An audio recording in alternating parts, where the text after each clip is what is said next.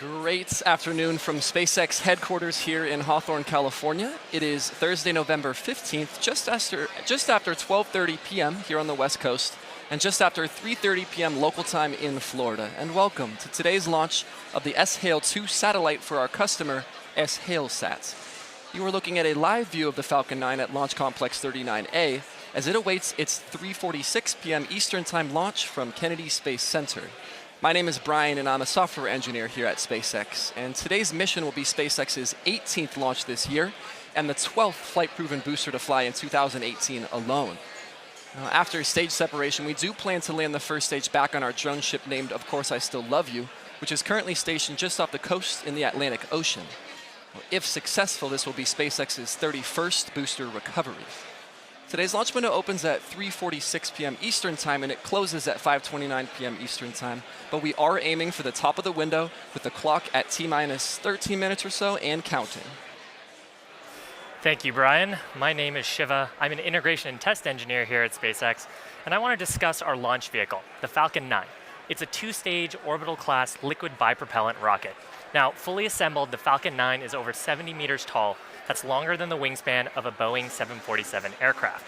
The first of the two stages makes up the bottom two-thirds of the vehicle. You can see it behind the the Florida atmosphere. Now, at the base of the vehicle are 9 Merlin engines, which accelerate the vehicle through the thickest parts of the atmosphere to space where the stages will separate. The first stage is designed to be reflown 10 or more times with minimal refurbishment between flights.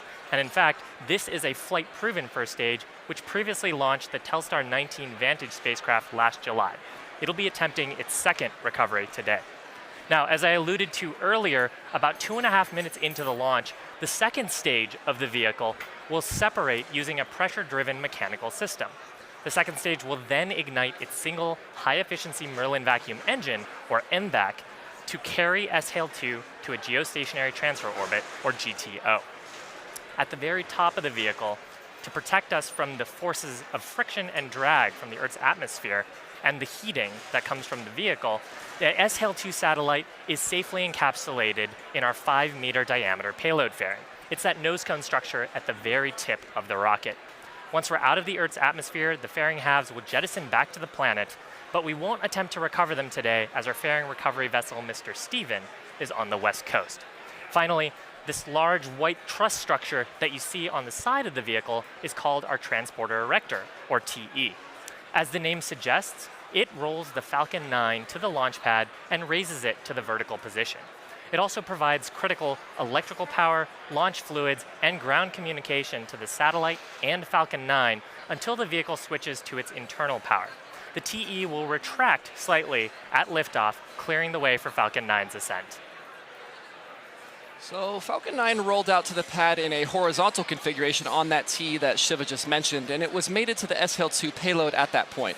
That happened about 15 hours ago, the rollout procedure.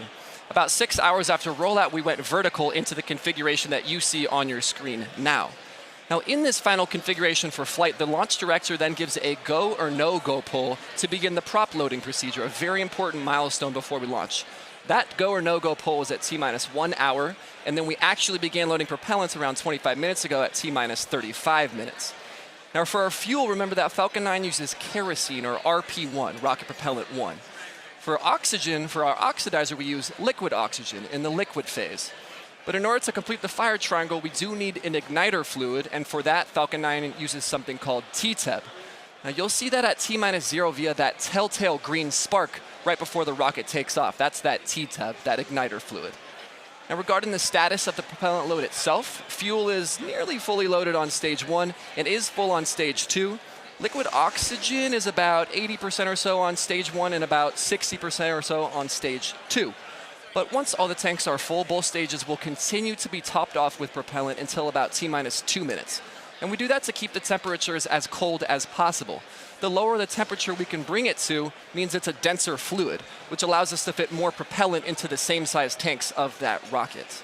Now, while those two were propellants, we also have pressurant on board. We need something that will push the propellant through the rocket engines before they light. That is very similar to a fuel injector on a car. Now, we use pressure instead of injection to push that fuel and LOX in, and the pressurant that we use for that is helium gas. Now, helium began loading into the onboard tanks before the webcast went live, but just like the fuel and just like the oxidizer, this loading and top-off process will continue with the helium until about 1.5 minutes before launch. The last milestone that's prop-related that we like to hit before liftoff is the engine chill procedure. And that's pretty simple. It's basically just where we open up the valves between the tanks and the engines, and this allows us to flow a little bit of cold liquid oxygen to the turbo pumps so that they begin to drop in the temperature before that full flow of the super chill propellant begins at liftoff. All right, and today we are launching SHALE-2 for our customer SHALE-SAT.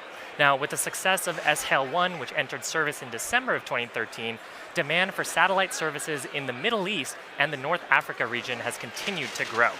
SHALE-2 answers the demand for global connectivity by further boosting broadband delivery and broadcasting in Qatar and the entire region. Now, for those on the ground, that translates to secure communications for the business and government sectors, as well as reliable, high-quality, direct-to-home television content and more. And in order to advance space technology development in Qatar, SHALE-SAT has initiated development of new technology for the Qatar Amateur Radio Society. As part of that initiative, SHALE-2 will enable the Radio Amateur Satellite Corporation's first ever geostationary communication capability. That's going to connect users across the globe in real time, and it's expected to usher in a new exciting era for radio amateurs in the 21st century. Let's take a look at a video from SHALE-SAT about their satellite. In 2010, the Qatar satellite company, SHALE-SAT, was established to manage and develop a sustainable national satellite industry, entering into a strategic partnership with Eutelsat to operate a high-capacity satellite for Qatar's broadcasting, telecommunication and internet services. And Space Systems Loral was selected to build the first high-performance satellite, SHALE-1. It would take 3 years to build and weigh approximately 6 tons, eventually orbiting 36,000 kilometers above the Earth's surface. Space Systems Loral provided SHALE-SAT with an intensive 2-year satellite engineering internship program for 4 engineers to become the country's first satellite engineers. In 2012, Ariane Space was selected to launch SHALE-1 from the French Guiana spaceport. And SHALE-1 entered into service on Qatar National Day 2013, with SHALE-SAT's 24/7 management center in Doha monitoring TV channels, business and data services. In 2014, SHALE-SAT selected the Mitsubishi Electric Company to build its second satellite. And in 2015, a state-of-the-art teleport facility began construction in Doha, which is now nearing completion and set to open by the end of 2018. Meanwhile, the Mitsubishi Electric Company completed work on SHALE-2 and shipped it to SpaceX, Cape Canaveral, Florida. Now, SHALE-2 is ready for launch, and the journey of SHALE-SAT will continue. SHALE-SAT, space to deliver your vision. All right, now that was a great video from SHALE-SAT, and we're very excited to fly that exact payload from the video just 4 minutes from liftoff here. Now, Falcon 9 is moving into the final stages of the countdown as we speak. Today's launch window is 113 minutes long, about 2 hours, and if for some reason we can't launch today, a backup is available tomorrow, Friday, November 16th at 3:48 p.m. Eastern Time, about 24 hours from right now. Looping back to the earlier status updates, the first and second stages are basically fully loaded with fuel and with oxygen, totaling over 1 million pounds of fluid at this point. They are in their top-off procedures. Remember, that will continue until around T-minus 2 minutes, and that's just to keep everything as cold as possible. Regarding the internal systems, avionics, communications, guidance and control, those are healthy, and we are currently tracking no issues with the Falcon 9 rockets. The second thing we like to check on is the payload. SHALE-2 itself has transitioned from external to internal power onboard its own batteries, and they are currently tracking no issues as well. The third and fourth, the weather and the range, we always like to check on these because they are crucial to the successful launch. Weather balloons are released about every 10 minutes, and we saw some thick clouds and some cumulus clouds, but those have cleared and weather is go for launch.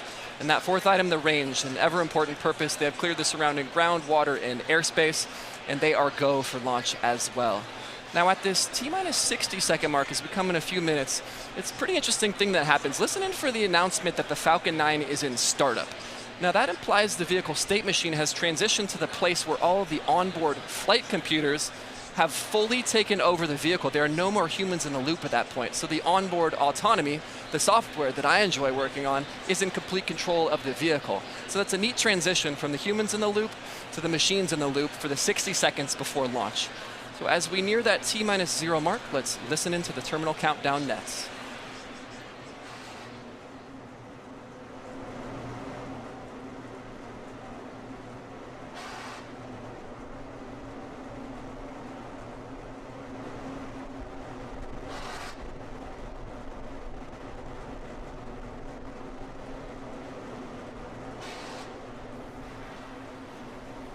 Back TC motions are complete. Cradle arms open for a strong back retract.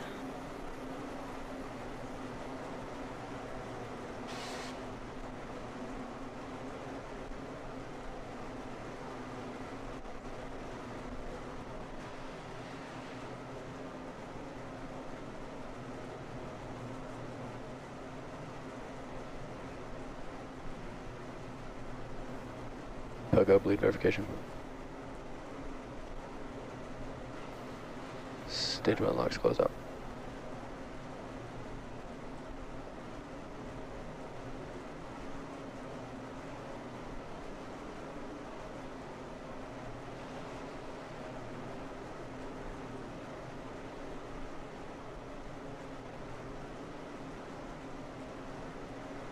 Strong back is at retract angle of 88.3 degrees.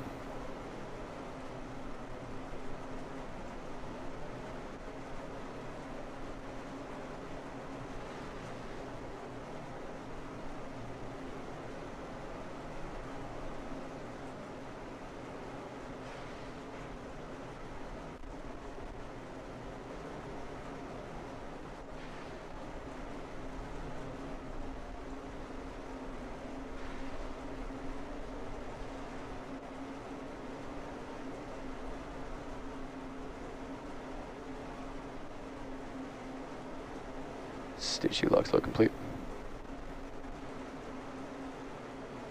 And Falcon 9 is on internal power.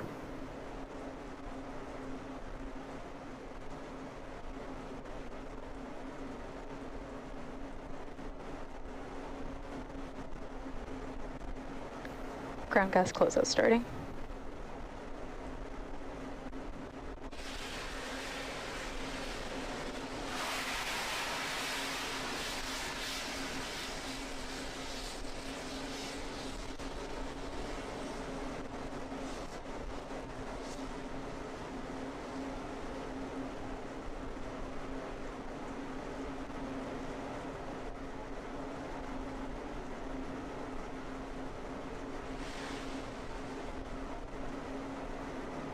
Ground gas closeout's complete. Falcon 9's in startup.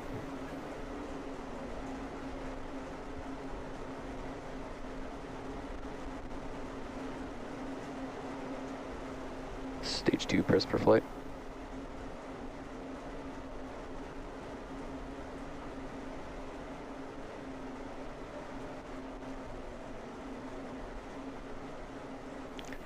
Go for launch.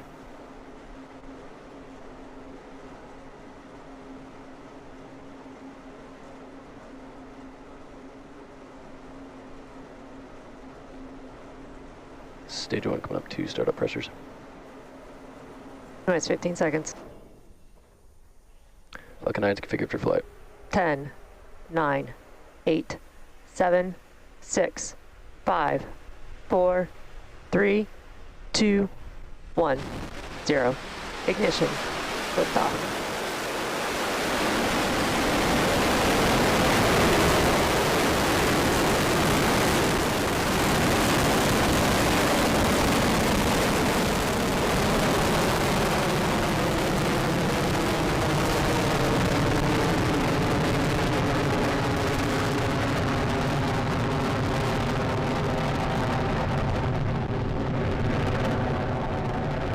Check out range.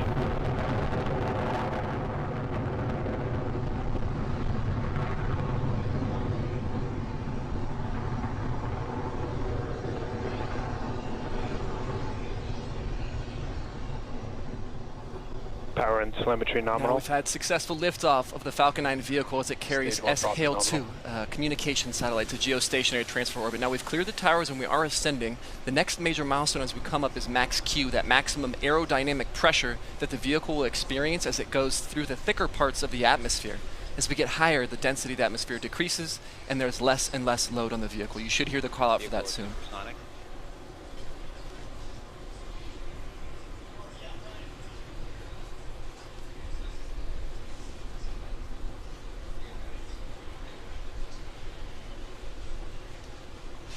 Vehicle has passed through maximum aerodynamic pressure.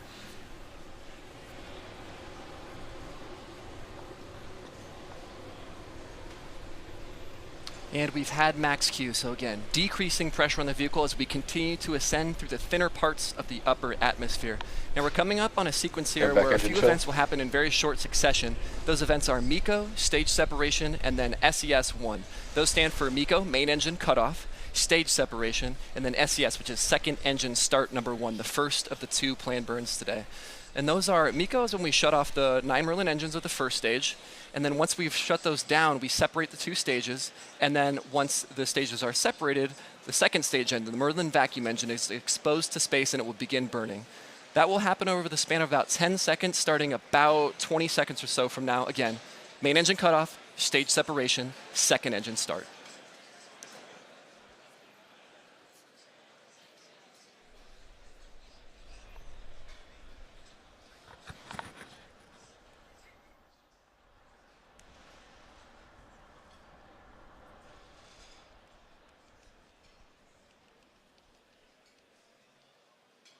MECO, we have stage separation. Stage separation confirmed.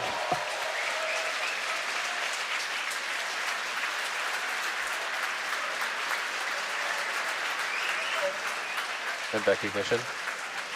And we have had second engine start as the orange glow appears to brighten up the Merlin vacuum engine in the center of your screen. Again, transitioning the responsibilities from the first stage to the second stage. We'll follow both of those vehicles in parallel as we continue this webcast, but for now, the next major milestone is on the second stage, and that is when we deploy the fairings that encapsulate the payload. So SHALE 2 is protected from the aerodynamics of ascent by that fairing. Once we're out in space, the air is not thick, we do not need it anymore, so we drop it to reduce our total mass. That fairing deployment will occur about 10 seconds from now.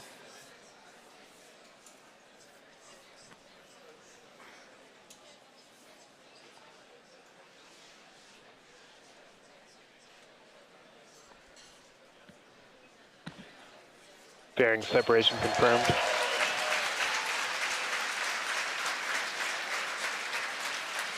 And with the fairings deployment that you saw on your screen, we now have SHALE 2 exposed to that beautiful vacuum of space. Now, second stage is going to go quiet here for a few minutes. Remember, you can see the orange on your screen. MVAC is still burning, and this is the first of the 2 planned burns for second stage. This burn will be multi-minute, and we'll return to it in a bit. We'll shift our focuses back to the left of your screen now, where the secondary mission, the landing of that first stage, is targeting the drone ship, Of Course I Still Love You, in the Atlantic Ocean. Now, just like second stage, that first stage is going to conduct 2 burns in its lifetime, and those 2 burns, we've already seen the first one, or I'm sorry, we are about to see the first one in re-entry, and then we will see the landing burn. Now, that re-entry burn is self-described. It's right before we re-enter the atmosphere. We want to slow down our velocity as much as possible. We're traveling very, very quickly. You can see on your screen, we're going 2,300 meters per second or so. It's an extremely fast velocity. We want to reduce that before we actually re-enter the thickness of the atmosphere again. So that's what the re-entry burn is doing, and that will occur about a minute and a half or so from now. Stage 2 is following a nominal trajectory.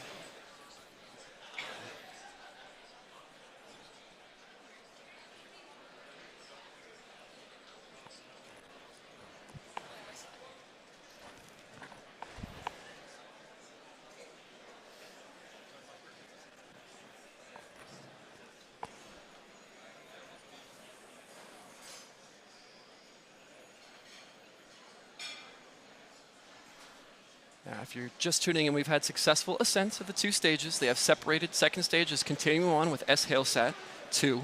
First stage is coming back. We're about a minute away from that re-entry burn to slow us down. That re-entry burn itself will last for about 20 seconds, reducing our velocity before we get into the density of the upper atmosphere.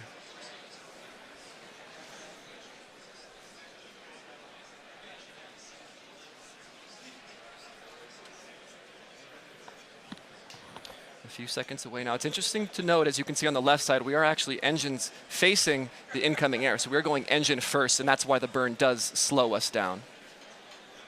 As the vehicle burns its engines, that will push us back up. And because we're going engine first, that will slow us down and decelerate the vehicle. Those quick puffs you're seeing are cold gas thrusters that are there to make minor attitude or position corrections on the vehicle. Stage 1 entry startup.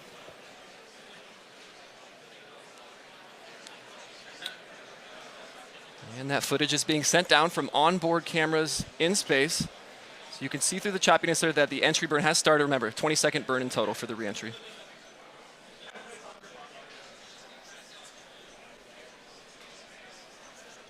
Stage 1 entry burn shutdown.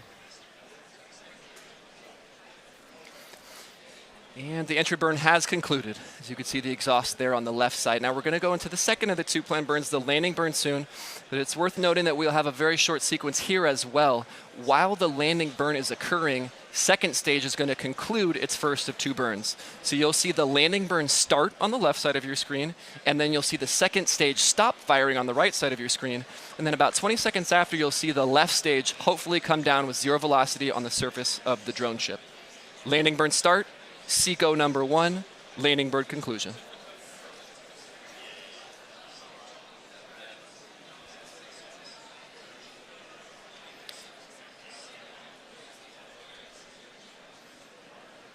And we're about 30 seconds out again. Landing burn, SECO 1, and then landing conclusion. That feed is intermittent. If it does come back, it will show up and pip on screen.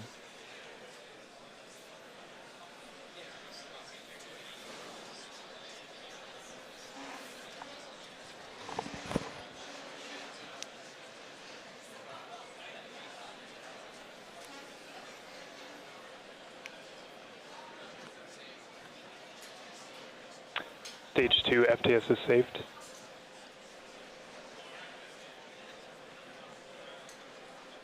Landing bird startup.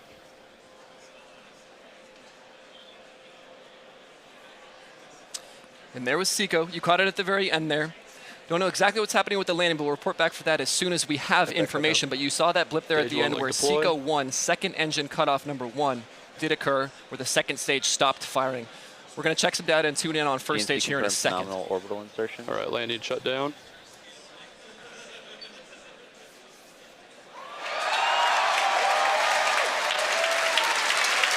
Delta signal tape, level of the on the drone ship. And there it is. The first stage has landed on the drone ship, Of Course I Still Love You, in the Atlantic Ocean for another recovery and a potential third refurbished flight of this same booster. So with good success of that secondary mission, we'll transition back to the primary mission here, which is the delivery of SHale-2 to geostationary transfer orbit. And what we're going to do here is what we call a coast phase. It's going to last for about 15 minutes. Second stage has burned its first of 2, and now it's going to coast for a bit before it's aligned properly to execute its second burn. We're going to coast for about 15 minutes now. We'll turn to you with the deployment of the SHale-2 satellite when we return.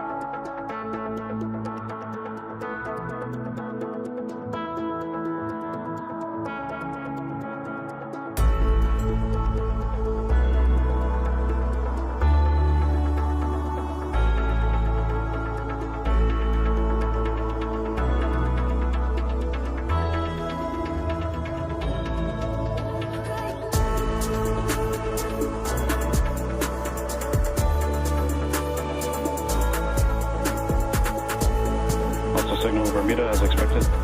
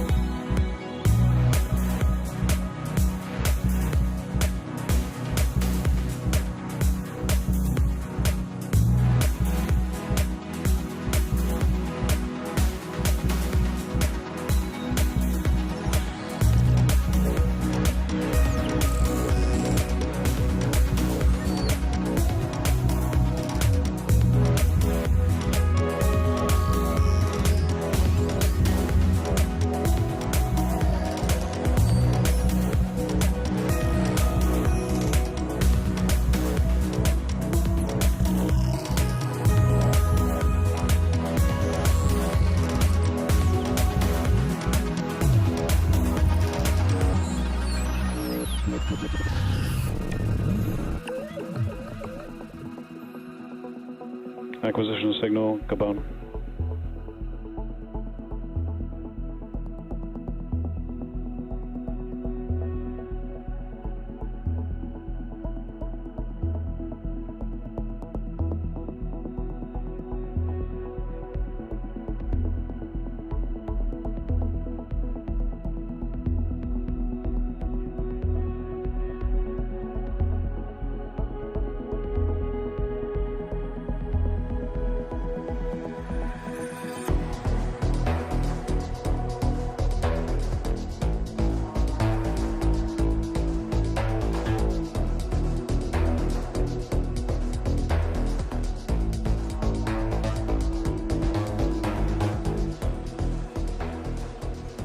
And welcome back to SpaceX's launch of the SHALE-2 satellite. Now, if you're just joining us, we've had a successful mission so far. The second stage is in a low Earth orbit, and we're just moments away from secondary engine start to take the SHALE-2 satellite up to its final geostationary transfer orbit. That's coming up in about 40 seconds. So let's watch for SES-2.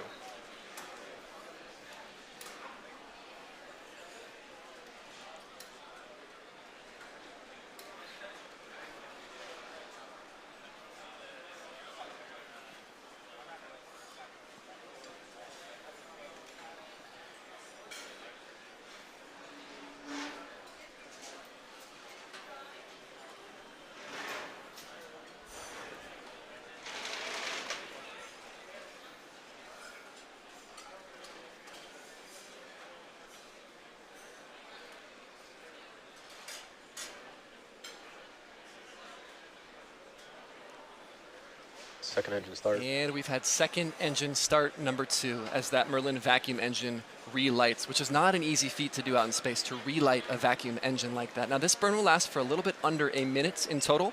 So we're going to burn through about T plus 27 minutes and a half or so, at which point we'll reach SECO 2, or second engine cutoff number 2.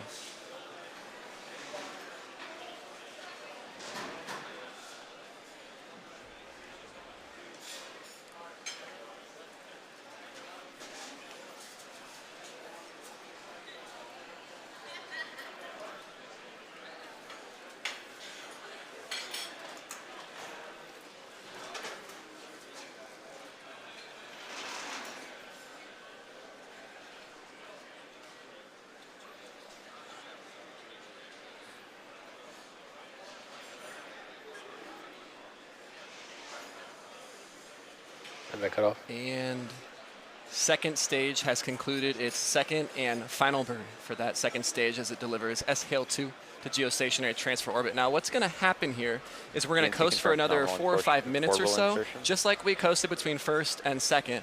We're going to coast between now and the actual deployment of the payload in its correct trajectory. So we're in a good orbit for now. Stage 2 and SHALE-2 are still mated. We're going to coast for about 4 minutes here, and then we'll deploy the satellite.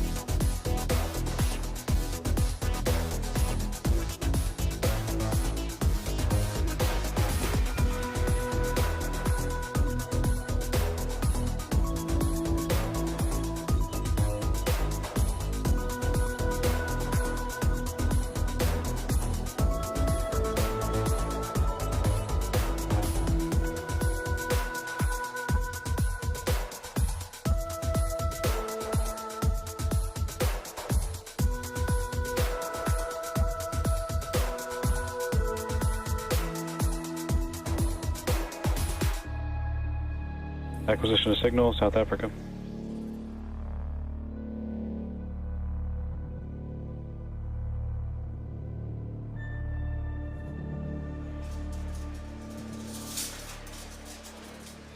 Welcome back to our webcast. Now, if you're just joining us, it's a great day for the second stage. We just finished SES-2 and are moments away from deploying the SHALE-2 satellite into its geostationary transfer orbit. And the deployment of this payload is really the culmination of today's entire primary mission. We have different payloads that Falcon 9 as a launch vehicle flies, and we have different ways to adapt those to the payload. For SHALE-SAT, we need a mechanical connection to hold SHALE-SAT before we push it away. Now that joint is held together with small springs that when we release them, just gently push that payload away into its final orbit. Now, after the second stage deploys SHALE-2 into its geostationary transfer orbit, that's it for the Falcon 9's mission. However, the satellite's onboard propulsion system will slowly raise its orbit into its final circular geostationary orbit. So here we go at the very end, the payload deployment coming up about 20 seconds from now.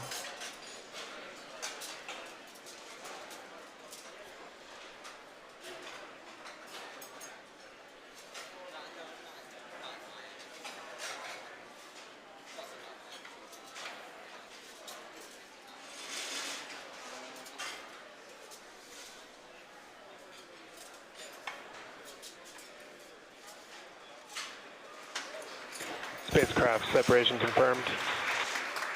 And there it is, a beautiful sight as SHALE-2 floats away again Also to provide signal Gabon, as communications expected. from geostationary orbits. Today was a wonderful day.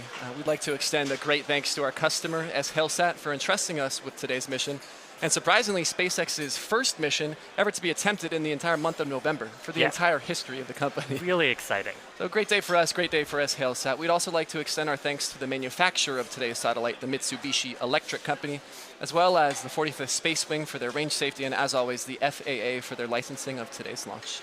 Now, we also want to thank all of you, our viewers, for joining us. If you're excited by today's launch and want to join our mission to make life multiplanetary, please visit spacex.com/careers for a list of our current job postings. Please also follow us on our social media accounts for the latest on our upcoming missions and milestones. And with that, we're going to be signing off from Hawthorne and wish you all a wonderful rest of the day. Acquisition of signal, Mauritius.